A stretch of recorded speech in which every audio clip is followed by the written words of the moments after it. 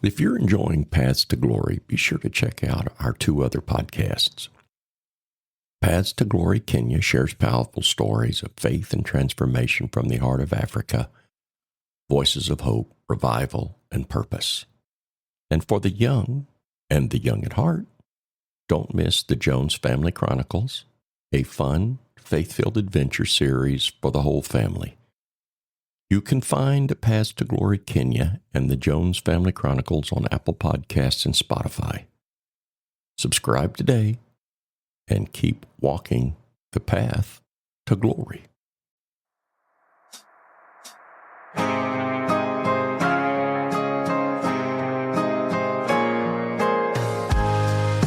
Everyone has a story. That story is your path. A path filled with trials, triumphs, transformations, and miracles. Welcome to Paths to Glory, where we dive deep into the extraordinary narratives of those who have had their darkest moments turned into beacons of hope. It's my path to glory. What an amazing story. I'm so glad that he had a plan for me. It's my testimony. From glory to glory, I'm so glad that he had a plan for me.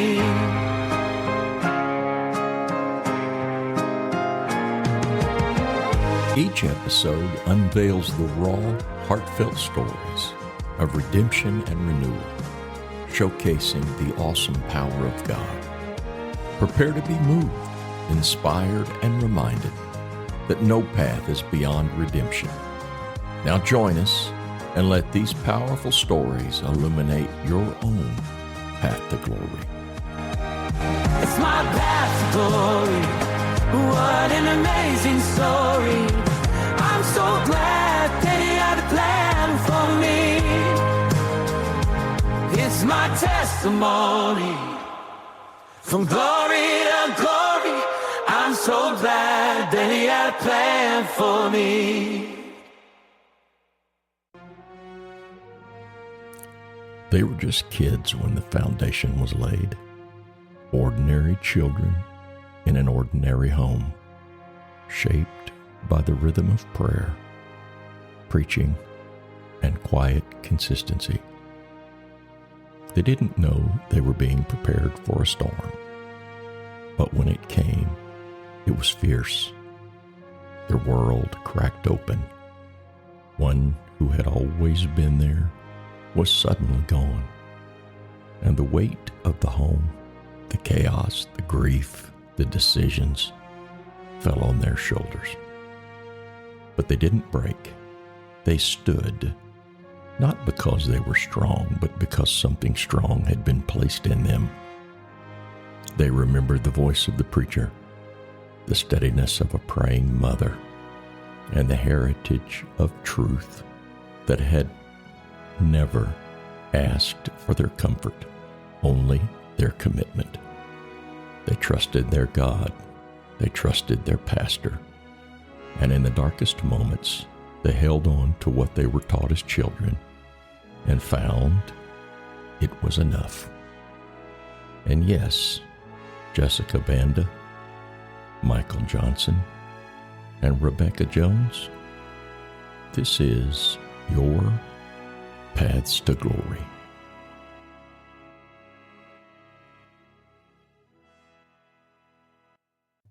I've had a ton of people come to me and say, hey, we've heard your story. We've heard your wife's story. But what about your kids? And then I thought about that. And then once we got it scheduled, this scared me to death. So let me interject real quick. Yeah. Jessica and I talked about this last night. Okay. For the first time. Thanks a lot. Ever. No, really. I mean, literally, I'm always the black sheep of the we have family. never But talked about it as siblings I told together. Michael, I said, Rebecca and I have never talked about it. Like, it's just something we all went through and never got together and had like this whole group chat. So also, let me add something else. Clearly, none of us have ever talked about this together in the room here now. So I'll speak for Jessica and Rebecca. Mom and dad have a lot of credit, do a lot of credit for what was put into us as kids that aided us in being able to navigate some difficult times. 100%. So both of you and Mom deserve a lot of credit for that. We have guests today that are observing, one of which is Mom, my wife. All of the credit goes to Mom. Mom's been the steady one in this entire thing. Okay. I think I had and I do feel like this, I think I had my moments. There were times, and there were some good things there. Like I know one of the things is that always comes to my mind is we always backed leadership. You know, we didn't put questioning authority in you. Okay. I was part of that.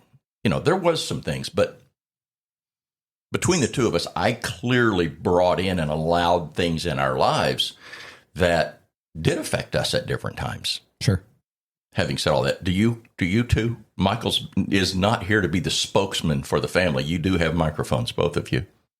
Oh, no. I mean, I think what Michael said 100%. And, you know, throughout, regardless of the situation, I feel like, you know, you both put into us that tenacity. Like when times get tough, you don't just fold up your bag and go home. Like, even though that's what I did. Well, no. Which we'll talk about later. No, but it was just that stick it through. Yeah. Family is everything. Yeah. That's all you have. Stick it through. Yeah. Okay. So that was, I do get that. I really feel like that was a very general consensus amongst the three of us. And I don't want to jump ahead, but it's like I told Michael last night, I said, we never had to get together and talk about how we were going to do things. We never had to say, you're in charge of this, you're in charge. It was a very, I'm going to say it was a very easy thing to do together. Not in the fact like the situation was easy, but it was like Michael had a handle on finances. And we trusted that.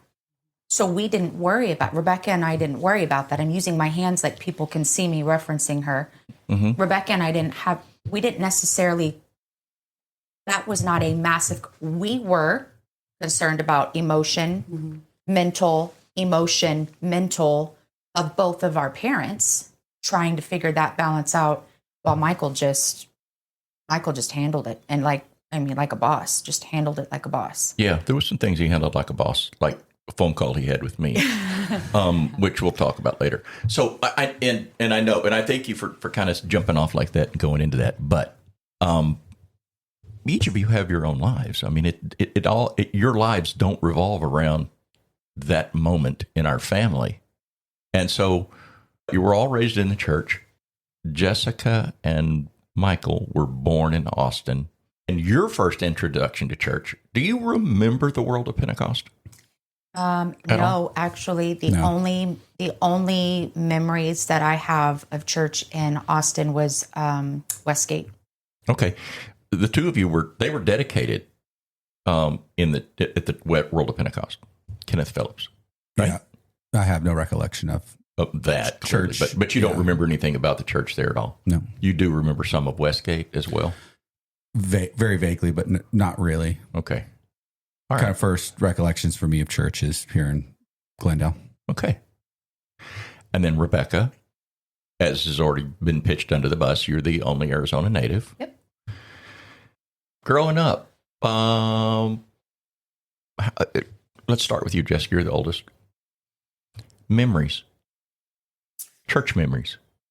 We were always at the church. We were always at the church, or there was always something happening. Our home life revolved around what was happening at the church, preparing for something, hosting families, that we had been asked to host. It was everything for like growing up. Everything was just kind of centered around the church. Most of the time we lived close to the church. We lived so close to the church. We were always there. Like it was just, we were always there. Very, yeah. And yeah, I think it was just, we were always, as children, we were always there. Your thoughts on Bishop growing up? Oh man. Obviously he's been the only pastor I had up to this, recent. And I could almost put on autoplay just that voice, that his voice and all of the tough times. And I could almost tell you word for word what he said in each of those times. And just you never had to wonder if he was going to be there ever. I remember in the parking lot, I think I might have been in 5th grade, and I'm sitting in the car and we were going through something as a family, and he came over and he crouched down in the door and he said, no matter what happens, God loves you. I love you. And I thought, whoa. Yeah, I think the word is consistency, right? Yeah. Bishop is the exact same that I remember as a kid. Never changed. To now. Never changed. His message never changed. The way he dealt with things never changed. The way he treated people never changed. The message he preached never changed. I mean, just consistency. So when you say consistency, you mean like consistency even in his messages to you personally? Oh, yes. Yeah. Yeah, it was Absolutely. like his guidance and his instruction never changed. Nope. Never. And he always believed the best outcome possible. Always. There was never any other option. The way he handled things, it was, no, this is how it's going to turn out. This is the way. And it was almost like he spoke it into existence. And I don't want to say that and I can come across in a weird way, but it was like, you believed that increased your faith. It gave you a little bit of light, like in a dark circumstance. Yeah. Rebecca? A little bit of hope. Growing up, I mean, thoughts about pastor, memories, church? A whole lot. He dedicated me. I think I was his first baby dedication in the Tim's Hall, at least. Oh, you're right. In the new and the remodeled. Yeah. Yep, you were. One of, I don't remember, there was 7 or so that day. He baptized me. He married us. And he dedicated all but one of our children. And I kind of look back now, and it was pretty funny because when we realized that a transition was coming, I remember telling Andrew, I could never, at the time, pastor was still our, bishop was still our pastor. I just never, his voice, his wisdom, like, you just always hear that. Like, I couldn't imagine not having his voice. And then obviously God helped and God changed my heart because now obviously I absolutely love Pastor Garrett, our current pastor, and I feel the same way about him. But yet I am so thankful for our heritage in Bishop because Amen. It was ingrained in us. Whatever the man of God says, that's what we're going to do. Yeah. And Amen. so in trouble, in good times, bad times, we're going to do what Pastor said. We're going to trust the man of God. And it wasn't always easy or convenient, but the outcome when we did that, it was always a success story. Yeah. Yeah. Very good point. Yeah, and it's interesting to hear you say it because each of you, well, I'm going to say the obvious, we're all human. Every one of us is human, and every one of us in the room has times of failure Sure. that Bishop had to deal with. Not proud moments in our lives, Right. but the way in which they were dealt with certainly has left lasting impressions on our lives. Because I think each of us on the outside looking into which we all do, again, another human thing, just seeing other people, we tend to form opinions, which is one of the things that I hear often about this podcast that has changed people and changed their perspective on how they see and perceive their brothers and sisters in the church. Because you're listening to people expose their emotions and expose their pasts, and it shapes every one of us. Right. Yeah. So it's very interesting to hear the perspective. And I do think that if we could probably stop the podcast right here and say, if people question why and how the Johnson kids have turned out like they have, this is how. Without any coaching or any pre-discussion, this is what you have said is memories of our church, and these are the things that have imprinted your life and how you deal with things in your own families. Yeah, I'll say, and this is a good thing, but people in church, we tend, I think this is why you made a statement about people, saying comments like, I didn't know, or wow, that's someone's story is amazing. And, for a lot of them, we have been here, to experience them, see people go through those. Yeah. You tend to, once time passes, you tend to forget about those things. Oh, we hear this often. We talked about this morning. You think that you never left. Yeah. The way you've see always people been today, here. it's like, it's always been this way. Yeah, you've never not been here. There's never not been a moment where it hasn't been like this. So that's what's like you just brought back to memory, like, oh, I remember Kelly going through what she went through, and wow, like that's amazing where we are today. But like, you go to church with these people, 4 or 5 times a week and never think about it, and never see that in people. See it. To me, that is one of the. It's one of the things that I still have trouble grasping about how God does that, because I think human nature is such that there's so much drama, and that we could all get caught up in the drama and the emotion, but it's like we just. Somebody said to me, like, I know that there were years that you weren't around. You were not, but it's like. They seem so distant. And it seems like that never happened. It's like, this is the way you've always been. You've always been here, and this is the way it is. Yeah. So anyway. And I want to interject when you brought it to us and said, this is what I'd like to do. I'd like to do a podcast, and I was like, man, I really had to stop and go back because, like you said, when I look at you, our mom, I don't see all the trauma, all the damage. I only see you today. Yeah.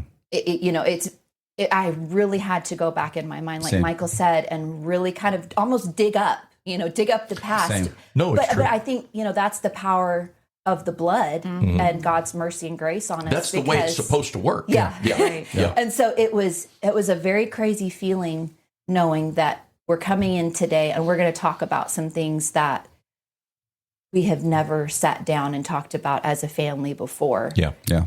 And we all walked the road in very different ways and played different parts in it.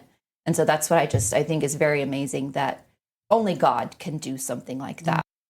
Michael and Jessica started in the one-room schoolhouse. Just me. Jessica was I started fourth Alhambra. grade. Oh, you were. That's right. That You year. had gone. Now, so you started school. Yeah, I started in the one-room schoolhouse. What used to be, right there by Sister Hines' office. Correct. In the old office building. Yeah, and it was you and Candace. Amanda, Garrett, and Anna. Was it Anna? Yeah, Anna Robson. That was the 4. Okay.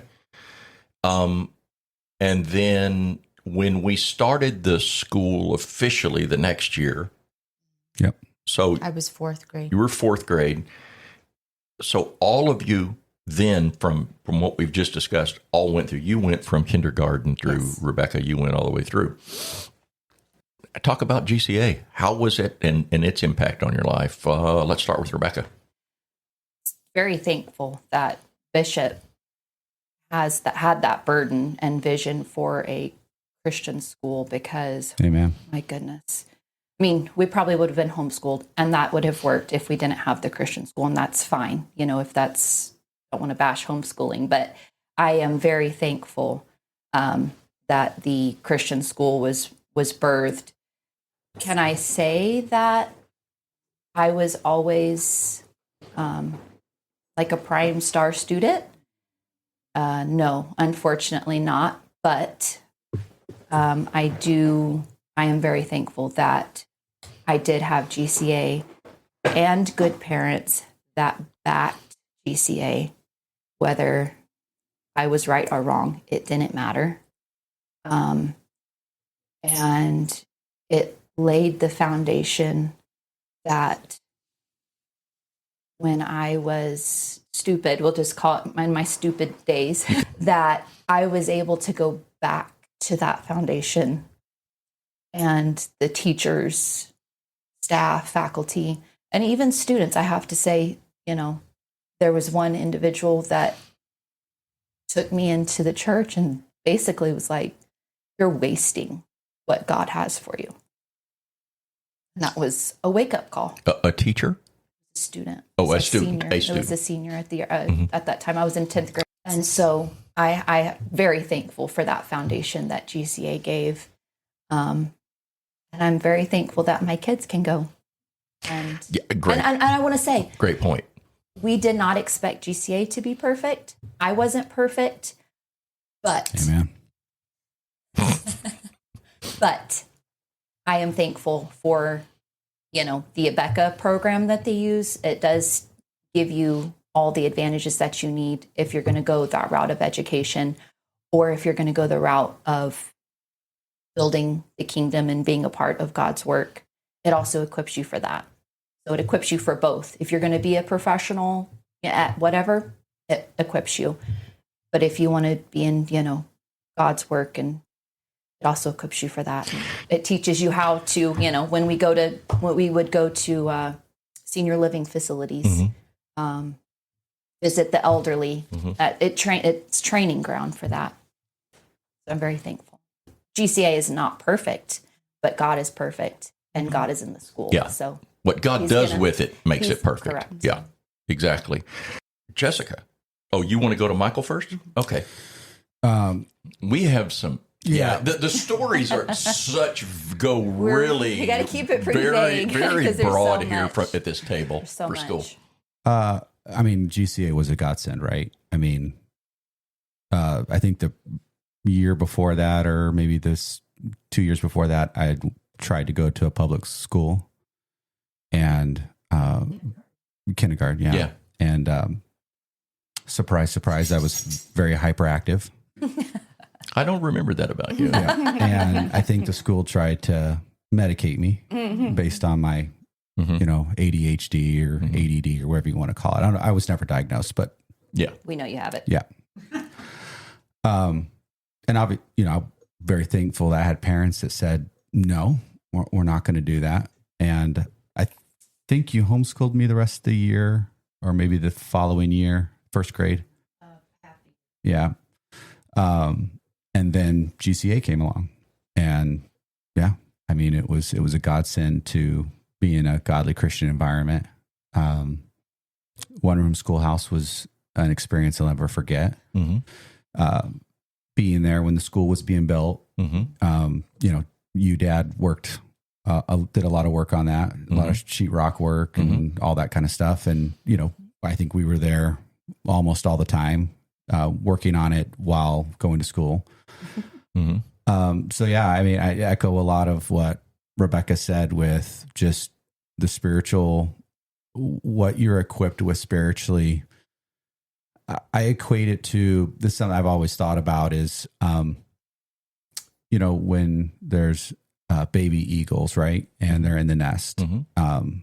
There's a lot of provisions that mom takes care of, brings them things, whatever, strengthens them. And then at some point they have to take flight on their own. Yeah.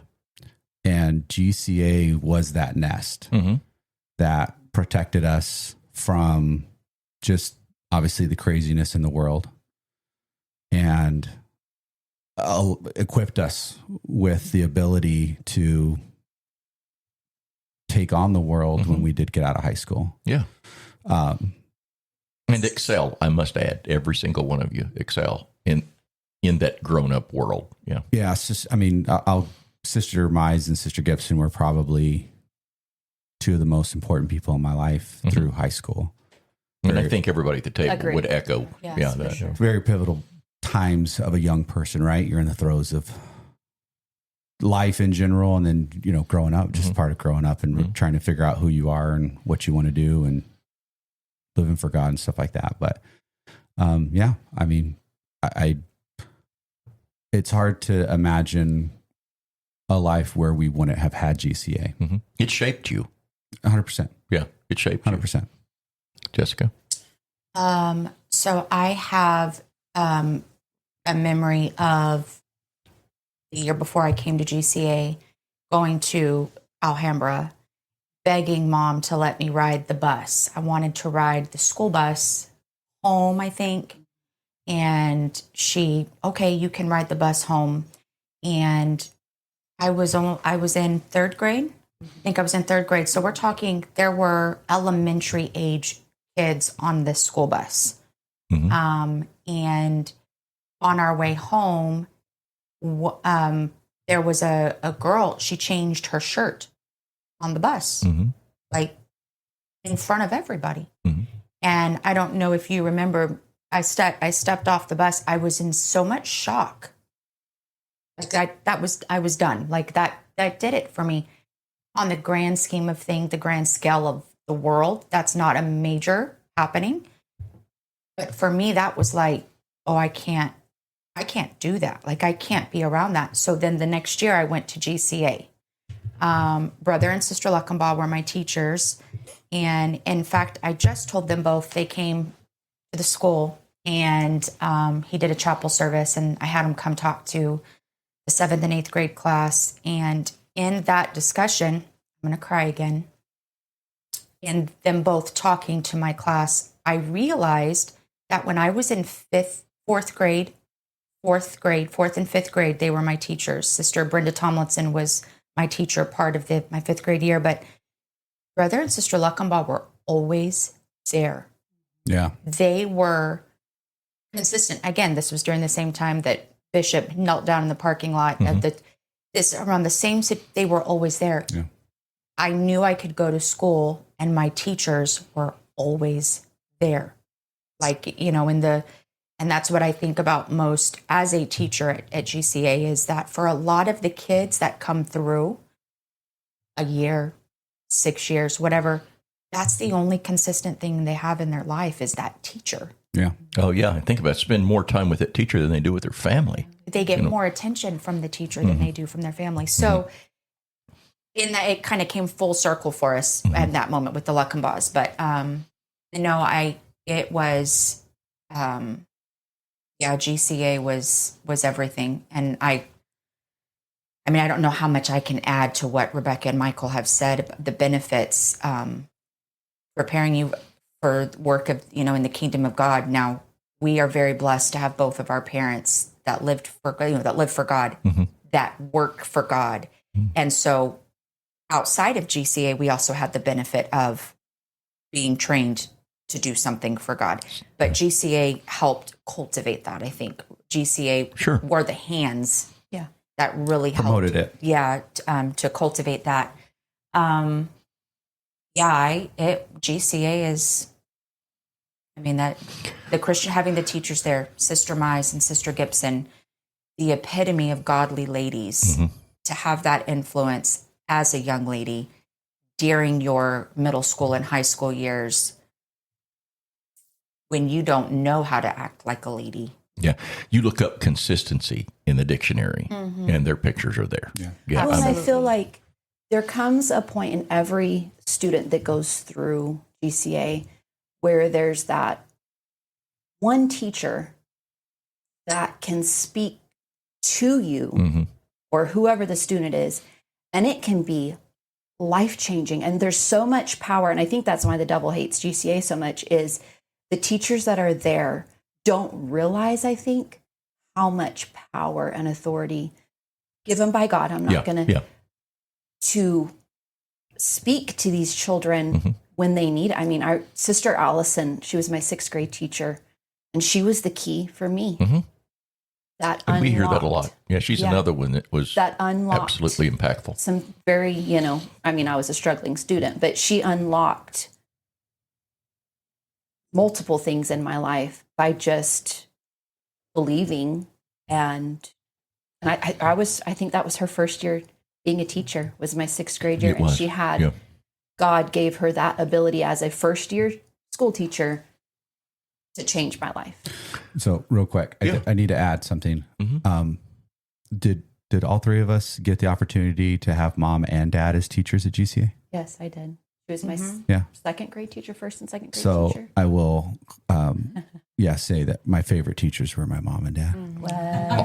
I think my mom was, you were like 2nd, 3rd, 4th grade or something like that. I was your 3rd grade. And then dad did some high school stuff. Yeah. I had him as a middle school teacher. That was the best year ever. Yeah, so now I got disciplined right on the spot, but I caught Michael on a few things as well. That didn't work well when I was signing my own discipline. So we're just gonna with keep my it signature real. that I taught him how to sign. That got us both in trouble. So y'all were my favorite teachers. Well, thank you. Now, real quick, because we're going to have to move on to the other things, but all of your children go to school minus, 2 year now. Ava we just went through that. Ava starts next year. Andy will be in 4 years, 3 years. Jessica's 2 daughters, twin daughters, have now, they also went from kindergarten all the way through. There was, I think, you did homeschool. There was 3 years, I think, of their life, but then they didn't go to any other school. It was just GCA. Graduated. But here's the one that gets me. So we listened to the 3 of you talk about the school, and it was really a big part, huge part, also a very big part about how you've dealt with things in life and overcome difficulties. Sure. Do you ever think about those that aren't here anymore that you went to school with, that had the exact same experiences that you just talked about? Yeah. All the time. That took a different road. Yep. And their life is a mess without doubt. I mean, I'm thinking. No, there are no success stories. Yeah.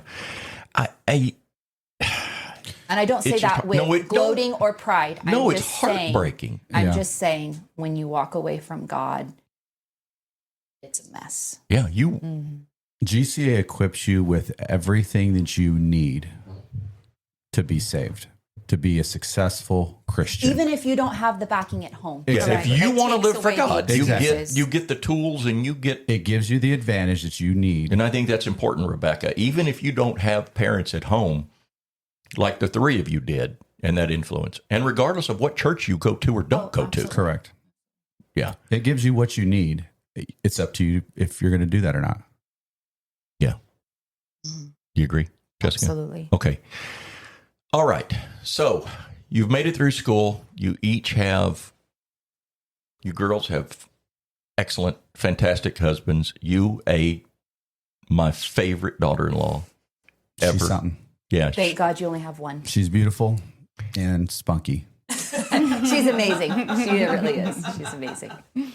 I really pushed back inside about doing one with the 3 of you because I'm going to go ahead and share this and we're going to move on.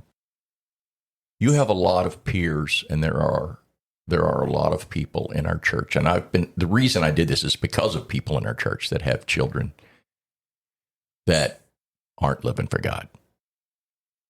And there are times that I almost am embarrassed. Take the word, it's the wrong word. That the 3 of you are what you are. And there's other good people in our church that have children that aren't living for God. and I get questioned often. Would you do different than me? And that's what pushed me to do this. Is that I think it's important. I'll get through this in a minute before I cry again later. I think it's important for people to hear that the why you turned out like you did. It's not that you didn't have difficulties in your own lives. It's not that you didn't stumble, that there wasn't sin, that there weren't issues. But you have been equipped with how to get through it. Yeah. Mm-hmm. And who to trust and believing in and trusting in authority in your life. Part of this discussion is about dealing with adversity. Because one of the things that I want to come out in this is that there are a lot of people who have gone through things similar to what your mom and I went through, or maybe it's young people that were in the church and maybe their parents weren't saved, that have gone through what you've gone through, and some worse. Some of the kids and some people lose out with God through trials that their parents go through. They get bitter for any number of reasons, either at one of the parents or at leadership in the church, or you can label and choose your own target, any and all of those things that I've mentioned. And if you need background, you can listen to my testimony. I think it was the second or third episode. And then my wife's was last season. And hear a little bit about this. But again, you all had your own families. You're living outside of the home. It's no secret, and I'm going to own my journey, which I think is a big part of dealing with your journey. I was not consistent. My entire life, I was not consistent. You were consistent at being inconsistent. Yeah. No, I was consistently inconsistent. Yeah. No, you're exactly right there. You had a cycle. You were consistently kind of in a cycle. And I went through years of an addiction to pain medication, prescription pain pills, that then went into alcohol and prescription pain pills. Thankfully, toward the end, it was just alcohol, but which was enough. Created stress in my home and affected my wife's health. One of the things that we've never talked about in either one of our podcasts is how bad it affected your health in the end, which was one of the things that brought everything to a head, thankfully. And I left, packed up and left. And we have always been a close family. Even in those times, we were still a close family. Mm-hmm. Always been very close. Spending time together, doing things together. And I left, and I mean, I left. And shortly after I left, I mean, days after I left, your mom went to Mississippi to be with her parents, which was a pre-trip that had already been planned. And it left the three of you to pick up all the pieces. Mm-hmm. Yeah, I mean, there would have been no other way to have dealt with it than to have mom gone because of her health condition. Her health at that point was the stress and the anxiety and all of that that goes along with what was going on at the time. Mm-hmm. She was pretty frail. Yeah, she was very frail at the time. So, I mean, for us, it was like, she needs to go. She needs to leave. And that's what we, as children, we all knew that's what needed to happen. And pastor was our sounding board. Yeah. Mm-hmm. We all sat down. I think, I don't know if Michael was there in that meeting, but we sat down with Bishop. Go there, pastor at the time, Bishop, sat down, and that's when everything was laid out. And we were like, this is what we think she should do. Tell us what you think, pastor. I'm going to interrupt and ask you to finish that. How did that come about? So I left No, this was before you left. Yeah. Because this was kind of the Okay. catalyst Thank that we knew Mom wasn't well. We knew you were not well. It was getting very dangerous at home. I remember this one day, it got so bad. I remember fearing for your life and Mom's life because you were so drunk and out of control that you were so angry.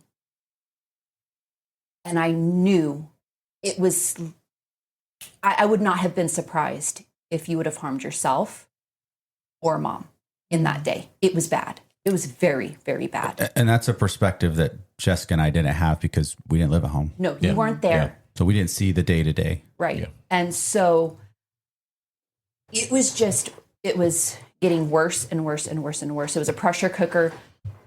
Mom's health was extremely bad. There would be days that she would just lay on the floor and all she could do was just cry and pray. And that was her sanity at the moment, because it was like, it would not have surprised me if she would have snapped. It was becoming. And she did spend some time in the hospital. Yes, because of her health and her heart. Yeah. And it was at that moment when things were so bad that we knew something had to give or somebody was going to be dead. I know that Michael sounds tried to talk to me at the hospital. very dramatic. it was It sounds very dramatic, but that's just where we were at in that. Something had to change. Yes. And so we as children were like, we've got to get her out. And when we brought that up, you said, well, she doesn't have to go. I'll go. Yeah, I remember that. And we were like, okay, we've got to meet with Pastor Bishop. We've got to have his direction, because we know if we send Mom off, the reaction was you were going to be gone. Right. And in my mind, you were gone forever. That was my intent. But yes. I did not see down the road you ever coming back. And that's what scared. I'm sure that scared all of us. That was, we knew. And so we met with Pastor. We went home and we said, Pastor agrees. Mom, I think it was the very next morning that she was going to fly to Mississippi. And you said, nope, I'm gone. You literally walked out that door. So It was like within the hour. It was very, very quick. I see. Now, I didn't ever know that meeting had happened that day. Mom was in the hospital, right? Yes. Mom had just gotten home from the hospital? Yes, gotten home. Right. So the hospital was kind of the catalyst to, okay. Like for me and Jessica, like Something's got to give. yeah. Yeah. What Mom is going through at this point is going to kill her. If something doesn't She would have change. died of a broken So we heart. didn't have the home experience, but from the outside, obviously Mom's health was like, okay, this is it. Something has to change. And so, okay, so that was the day. And unfortunately, I do remember that day. I think I don't even know if I took a suitcase. You had a small one. I can tell you this. There wasn't much money in the checking account. I got in my truck. I drove off. The first stop I made was to pick up alcohol. And I called my sister and I said, I'm coming to San Antonio. I need a place to stay. And she said, okay. And this was in the afternoon, if I remember right, afternoon, maybe even early evening. Now, mind you, I did not anticipate you would arrive. I didn't think you were going to make it to San Antonio alive. I didn't expect him to either. Really? Correct. I knew I would not have been surprised if we got the call from whoever. Highway patrolman, somebody that either you crashed or you took your own life. Yeah. It was that dire. Anyway, it left you, the three of you, now totally unprepared for It was a this. It mess. was all happened, and it was a mess. It was a mess. Rent was owed. You were living in the house. You and your husband had to figure out what you were going to do and find a new place to live. And you had to come and fix things and get in the middle of talking to landlords and Michael, Utility companies. yeah, Michael we had to wade through a lot. And I will say, we did have families help financially to help clean up the mess. you know, And I do wanna- never knew that. And and they know who they are. And Yeah. very thankful that they were. Wow. and then even offered way more, and it was like no, you know, no. I had no idea. They were angels in that moment. It was a very, That's family, though. Mm-hmm. That's church family. That's one of the benefits of a church family. yeah, Yeah. 100%. I'm a mama's boy. Yeah. Very much so. Yeah. No, it's okay. Um, And you got mad. I will. I'm going to say this is going to sound very callous. No, I understand. Okay. I knew this was coming. I didn't care what happened to you. And I knew that from our I conversation. didn't care. Mm. Go do whatever you want to do. Mm-hmm. I was worried about mom.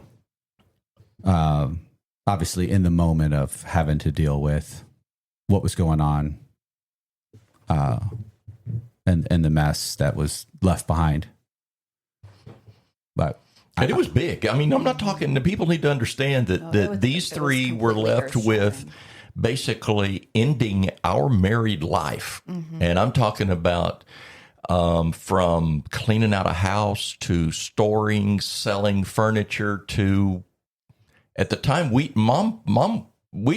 didn't know I wouldn't care about anything myself. I didn't even know, was she even planning on ever coming back at this point? We knew she was coming back when it was better. Yeah, And when the time was kids, right. We decided that when she came back, it was almost a clean slate. And I know you really can't come back on a clean slate from a marriage of 30 years. And so we got that, but we wanted her to come back to have to worry about nothing. right. Yeah, It worry was about just- nothing. Because everything that we sold, Michael kept that money, and she had money when she got home. Right. And We tried to keep the stuff that was had history to it. history, we You know, stored the it. good- we the put good it- memories. Yeah, the we good put it in memories. a storage. Anything that didn't matter, We sold. tossed. We got. We sold. It was everything. like our parents had died. Like it was like we were having to completely get rid of. And when Rebecca and I were going through the closet, we each put a shirt on and we were just crying. We're like, You text me. we feel like dad is yours. dead. Yeah, it was. You it text was- me and told me It that. felt very final. It was one of those things. And of course, mom, it was like, she just needs to be gone as long as she. But let me interject something that Yeah. I just We want to didn't make burn sure anything. that I say before we get too far and forget about this. Is just thinking about this because at this time it was super important. But our spouses, Yes, I'm Alex, very much interested Andrew, in. Tanya, I mean, we couldn't have asked for better life partners. Because you were Spouses. our children. They didn't. Yeah, They got it was handed the mess. Yeah, they inherited. Alex and Andrew did exactly whatever needed to be done, and Tanya did whatever. Yeah. Like there was no Cleaning out. judgment. There was no. I'm They not, got in and rolled up their sleeves yeah. and dealt with the mess And- right along Yeah. with us. And I'm gonna add to that, Michael. If you were to have handed this situation to a family that didn't have God, that family would have been handed every excuse to be bitter, to splinter into a million pieces. The three of us and our spouses, we didn't have to sit down and be like, okay, we didn't have to like rally the troops. No, it was like, no, there is no other option. Yeah. Like, we are going to Work at it together. We were so strong, so united. I think spiritually, everybody Yeah. went up during this time. This was not a crutch in our life during this time. we It rose was- to the occasion. and beyond. It was And beyond. it I was think your absolute- And I don't- spirituality and I went don't, up. And I don't. That's not bragging. No, I'm just but I saying think that's it didn't important to break note. us. I Right. think it's, It but that's made I think it's you. important Yeah. to note that Yeah. when we were handed this hand of cards, it was not a, no, you're the problem. It wasn't a thing. And I think it might have been the day of or the day after that you had gone. I was at the house. Rebecca was in her room. I opened the door. She's curled up in the fetal position crying. And the song, Peace of God, Cover Me is playing. That became our anthem. That was, and to this day, when the choir sings that song or it's sung at church, that's the song that it's not a rush of emotion about from that day. It is a reminder of it was the peace of God that got us through it. And that was the song that I would take into Mom, and she would be, you know. Yeah. Yeah, I think but we that probably was- all sent songs to Mom. Yeah. It was a lot of times. That was what we only knew, that God's peace, Yeah. God's strength could get us through. So all of that to say, it was like, Yeah, but our spouses, our as families, brothers yeah. and as brother and sisters and our spouses, there were no questions asked. There was now mine and Michael's spouses came from broken homes and broken situations, so there was a lot of, I'm going to say, empathy. Okay. You know, they were like, Understanding. oh, yeah, been there, Yeah. done that. This is what's going to happen next, type of thing. And the way Andrew just came in, it was like just seamless. I'm making noises like people can understand. Just talk with It me. was We just- unified. It was just a complete We unified. lineup of. Did you have to reach out to Bishop right away? Did you have to get any direction, or did you know what to do? We knew what to do. We knew what to do. I mean, we had the direction we needed when it was, Yeah. see you later. Yeah. We had that direction. The rest of it was just, we were adults at this point, so we knew we just had to take care of business. And the conversation we often had was, we're adults having to deal with this, so we're thankful. Yeah. We can't Being as imagine. We can't imagine children having younger children having to experience what we experienced. How did your kids deal with it? You know, Mine were too young. yeah, the girls, obviously were sad. They were like, they didn't understand, Yeah, everybody was pretty young. but it wasn't it wasn't a big deal. They were all happy to be together. I mean, we were constantly at the house.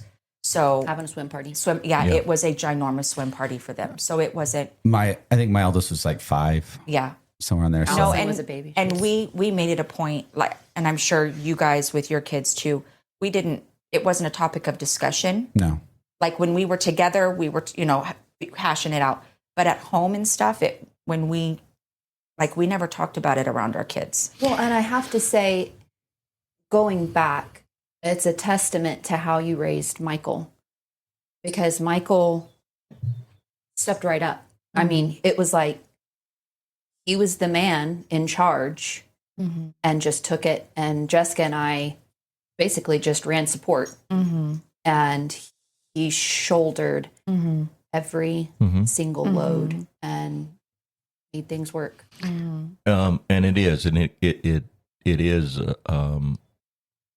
the whole mother and son relationship was very clear, and you girls were always closer to me than I don't mean closer, but again. But I have to say, in this, I think it was funny because Michael's always been, mama's boy. Jessica and I always, daddy's girls, and Jessica was always, still really a daddy's girl. But I think at that moment in time, because I lived that through her. Correct. I was very much, don't call. I don't really need to hear from you. Right. I was running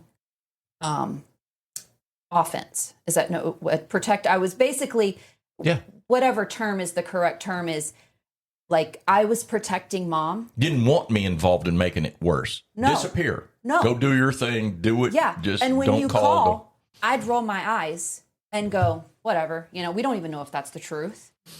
True. We didn't believe a word out of your mouth. Yeah. And for me, it was like I was mama bear when it came to my mom, because I'd have laid down my life to protect her. Yeah. And so I think it's very interesting how each of us kind of, and even as we work our way through the story of the service that you did pray back. I don't want to jump too far ahead, but it was very much, Jessica's like, all up there, but I stayed very close to my mom. Well, let's circle back around to that because I know we got a ways Sorry, to go. I'm jumping. We got a ways to go. No, so you were clearly there and supportive for your mom. And for the record, when I left, there was no intention of ever coming back for me. No, it felt very on my final. side. It felt very final. On my side, it was like, I'm gone. I don't know what I'm doing, but I'm gone. I mean, my thought at the time was just like, something's going to have to change dramatically, and there's going to have to be proof in the pudding. Yeah. I mean, because in all fairness, and I had messed up, come back to church, messed up, come back to church, messed up, come back to church. So it was like, and at this point, because of those journeys you just mentioned, those things that other things, cycles or whatever you want to call them, is up to mom. Yeah. If Whatever mom wanted. If mom said no, all right, yeah. it's good enough. And for that me. we also had bishops backing on that. Yeah. No, we kept our pastor very close in this whole process. He was basically, Michael, I'm sure, ran things by him that we didn't even know about, but it was very much regularly. He was the final say, first say. We did what he said. Yeah. So you made me think about this, and I think this is important to bring up. I never heard from Bishop one time. Okay. It's called tough love. Wait a second. I don't even. And it was intentional. So you're saying, but I never heard from Bishop during any of this. And when I did come back, he, after I'd been back a little bit, he came to me and said, was everything good between us? I want to I need to say this again. I never blamed Bishop. There was never a problem with Bishop with me. Okay. Sure. Well, I got to say though, when you said if he told you to leave, that was the only time that I've got to say that I have ever heard you, and I do know you were not in your right mind. Yeah. I know you were full of alcohol, so I'm not. Yeah, I'm not saying it angered me that he agreed that she should go away. But that was the one and only time that you ever said anything, and then you were gone. So he never reached out to me, never texted me, never tried to call me, never. And that was the right thing to do. Absolutely the right thing to do. There are people that I have heard that have talked to me and said, when I backslid, when I went away, he never reached out to me. And that really offended me. I thought he loved me. I thought he cared for me. And he did care for me. I mean, we were probably at different times. I mean, back when I worked at the church and was his assistant, he was closer to me than he was probably anybody other than his ministerial friends. So it was the right thing to do. And it still is the right thing to do. When you walk away from God, you walk away from your pastor. You walk away from it all. Yeah, you do. It's not like he has a voice in you. What are you going to do? You're going to listen to him. You're not living for God. You're not going to listen to him. So quit looking for him to. It's an excuse to call you back. No, it really is. When the prodigal son left in the parable, the dad stayed at home. Yeah, dad didn't go looking for him. He didn't go look for him, even though he may have known where he was at. Yeah. So anyway, he made the right decision. That's a tangent. We'll get off on that. And we'll circle back to the prodigal son when we pull all this up here. You came back to Phoenix with just kind of this mindset of like, I'm going to step. This is all going to. We're going to go right back into where we were before. Okay. Okay. And us kids said, "No, you're not." And I'll have to share something here. So, pastor at the time, right? Bishop at the time. Yeah, now. Bishop now. Caught me outside the church. It was like a Sunday morning or something. I was walking into the church. And just out of the blue, he catches me and he goes, "You've got bitterness towards your dad. You're going to have to deal with that." And I remember thinking in my mind, I'm like, I didn't feel like I was bitter towards you as much as I had just disconnected from you. Interesting. But he picked up on it. He picked up on it. I mean, just out of the blue, like I said, just walked up. You got bitterness. You're going to have to deal with it. Yeah. when I picked you up, you got in the cart, you stunk, you looked like a homeless person. I felt like a homeless person. I You literally were very was embarrassed. almost You homeless. were embarrassed. And so I did the Bob Johnson thing and tried to lighten the moment by saying, Dad, do you remember when we would go pick up the homeless for church and we would bribe them with food? I said, that's what I feel like I'm doing right now. But I'm trying to lighten the mood. And you started crying. And that's when, and you said, you don't understand how closer to a reality that is for me. And then that's when you had let me know you were going to live at the Bashes behind my house so that you were close should anything happen. Like all of your valuables were in grocery bags. Like you were ready to make that transition to homelessness. Yes. And so then I was like, all right, well, he's got to get to church. Bishop's got to preach to him. I mean, if you've been in church, right, any length of time, you understand the power of like just one service. Yeah. It can take just one service. Yeah. And so were all thinking of like, We need to get him in church so that it could be that one service. It could be that one service. Yeah. So we found out Saturday Saturday night at prayer. Oh, you did. that Brother Parker was going to be with us. Man, I love Brother so Parker, right? disappointed. We owe him a lot No. for how this turned out, but Like we were we really had this disappointed. service built up. You were disappointed as well. I Yeah. was. That's where I was headed with this. We had this service like this. There was so much anticipation built on this. Okay, he's coming to church. This may be the moment. Yeah. So like Michael said, Or really, like, this had to be the moment. Yeah, I mean, if we want to put, rubber where the rubber meets the road, is we knew that it had to happen on Looking this back Sunday. now, God had orchestrated everything. Absolutely. And brought me to the place where it had to happen. Yeah. It was like life is a funnel, and it got to that moment, and it was like if and I didn't realize this till the end of the service, but if you didn't get it right now, You're gone. you're not coming back. Right. You know, that kind of thing. You were at the bottom. Yeah. So another, I don't know if I had ever told you. I think I might have told Mom this. So we were coming home from Prescott that Saturday night, and we stopped at a Jack in the Box to eat. There was a man and his wife that were homeless. We were sitting inside eating Jack in the Box. The homeless man came in, bought food, spent like $20, worth of food in Jack in the Box. Went back out and was eating with his wife. That's like 40 tacos. Exactly. And Alex was like, I think I'm going to go give that man some money. And I said, well, would just buy him some food. No, he just bought food. I think I'm going to go give him some money. And Alex doesn't just give money to homeless people. That's not his thing. But so he goes out. He came in. He went back out and talked to the man. We all load up and get in the car. And it was he just sat there for a minute. And he's all, I think they were angels. And I'm all, what are you talking about? And he said, he just told your dad's story, that his situation. And I think God just tested me to see how I was going to handle that. And he went like the man had lost his job, lost his truck. It was this whole thing. They were just trying to get out of Arizona, and he had his old lady with, it was just this whole thing. And Alex had given him money and said, when you get to wherever you're going, you have to find an apostolic church. You have to find, God is your only answer. And so my husband's, and I don't mean this, I'm not meaning this in a negative connotation. He's not like a super spiritual, visitation with angels.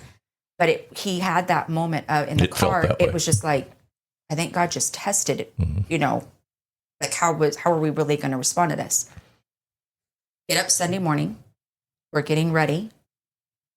You're in your Sunday best, jeans and a sports coat.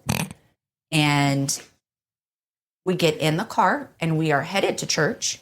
And you speak up in the back. Oh, by the way, Joseph Habedink's song had come onto the radio. Yep. The When You Think You've Outrun Him. Yes. And I think I sent that song to you. You did. You did sing that song to me. I think Mom sent it to him. Like, I think it was a whole thing. And so I'm all, Bishop's, our pastor's not preaching. Did you reach over and turn it up? We got this song. He's in the back and he's like, oh, go figure. Somebody wanted to buy his truck and they wanted to come look at it right then. Yeah, my truck. And I said, well, you're going to have to tell him to wait because I'm not taking you home until after church. And you were like, yeah, I know. man, I hope he still wants to. Like it was. And that was a real text message, Dad? Yes. No, it really was. No, it was because the man ended up coming back like the next day or something. and That's getting in another trouble. story. But, It's too funny. but it was, you could tell he was conflicted. Yeah. Now it was this pull of, He needed money. you know, like, but he had to fulfill this obligation and go to church. So we get to church. I'm on Mama Bear duty. Yes. Yeah. Because mom wanted nothing to do with it. No, Didn't even absolutely. want to sit with you. That Message. didn't bother any of us, right? Like that was No. not a, you know, it Really, nobody I mean, expected Mom. to be Nothing okay had with that. changed, so No. it was like, Right. yeah. I want to go back though before we get too far. Last night you told me, and I had never heard this, Again, you didn't know That this, was Rebecca, not because you there. went that there. you knew he was going to pray through. Tell us that. Well, I mean, a couple of years before that, maybe about a year and a half before that, I was praying for you, and I was at the church. I just this very, very vivid memory, and I remember I was praying about you, crying, weeping, the whole kit and caboodle, and I remember God telling me you were going to be saved. It was going to happen, and I remember I had a calm assurance after that it was going to happen. Right at the end, when we were all standing, he says, you know, it was like God had to take me down to nothing. Until that moment, that's He read when a scripture. God talked. He read a scripture. And That then was he the said only, that. I'm all, well, I mean, I guess, God, if you're going to use, I mean, like, I guess that could be it. The last And I was ready to bow my head and pray. Like it wasn't. the last 5 minutes of his message was a completely different message than the one he preached for an hour. Very true. Very I true. mean, it was like, 100%. obviously it was God, but it was like he told his testimony, and then God said, "Okay, I'm gonna try, One more time. and I'm gonna Yeah. insert this few minutes to throw a lifeline to see if there's hope, you know, to give hope." And literally, it was like that sliver at the end of the message. That was the lifeline. But even when we were praying, I wasn't like, oh, I don't want to close my eyes because I don't want to miss the moment. No, I remember because we No, were it praying. was, I'm like, people here we go. standing. Bow your head and close your eyes. I'm like, well, here we go. You know, so I bowed my head and closed my eyes, and we're praying. You know, Lord, if you're helping somebody, and I could hear it. Almost sounded like there was somebody coming from the back of the church. So I was on the platform. So from the back of the church, it sounded like they were moving from the back forward because you could almost hear the church get louder from the back of the building. So again, I wasn't even thinking that was in relation to you until Sister Maury tapped me on the shoulder and she pointed at the altar, and I saw you down there, and I was surprised. But even then I wasn't like, oh, this is it. Like I was just kind of like, oh, okay. And went right back to praying. And she tapped me on the shoulder again. 15 total minutes, maybe. It wasn't was long. not. I had gone down. I stood kind of in the middle where the pulpit area was because I didn't want to get too close. You can testify the fact that from that day forward, it has been different. Oh yeah, markedly. We don't even. There's never been a We would have to sit question. down and really go back in our mind even farther than what we've done today. We don't know you like you were before. No, like and this is how you've always been. Yeah. Yeah, and in today's mind, you know, Which is a Yes. testimony to the power of God. I mean, Absolutely. 100%, because you all three have experienced things in your life and situations and given opportunities to go different directions Sure. many times, Sure. and chose every time, ultimately. And maybe it didn't happen instantly, but ultimately, in every situation, you chose to trust God, trust leadership, and stay in the church. I mean, truly, because of your inconsistency, I don't want to No, I own my diminish story. you here, Nope, but nope.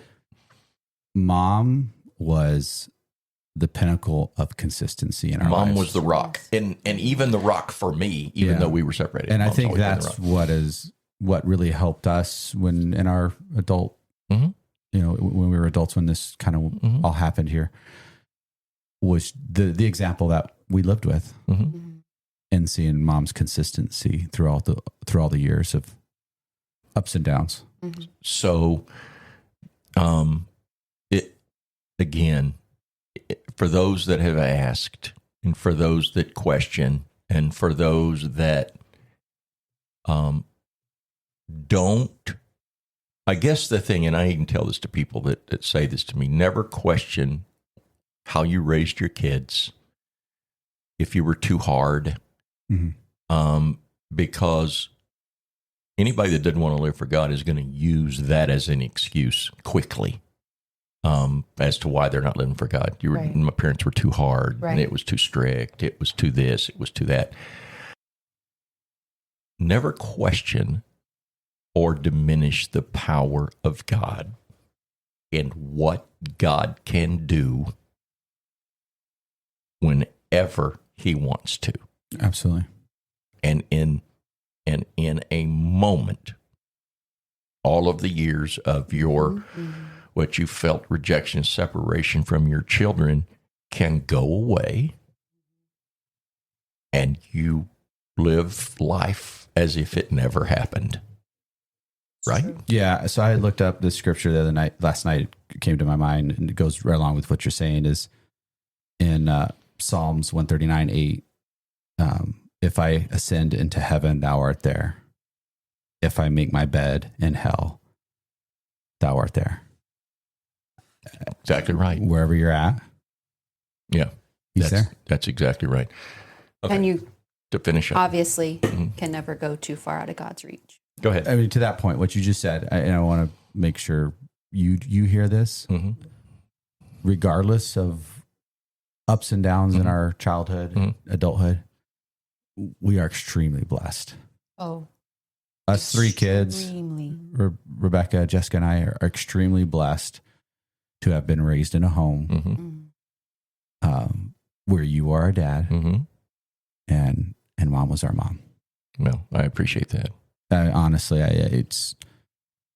We're blessed. we're very blessed. Out of the ups and downs and where life is, Yeah. There was a been song. tough. There was a song that came on the other night. Brent and I were headed home from church, and so probably one of my favorite songs right now. It's "My Life Is Proof." Oh, yeah. Yeah. And I told Brent, I said, "Listen, to be blessed to have an opportunity to go to a church that we get to go to, to have a home to go to have parents, have grandparents that live for God. It could have been anybody else.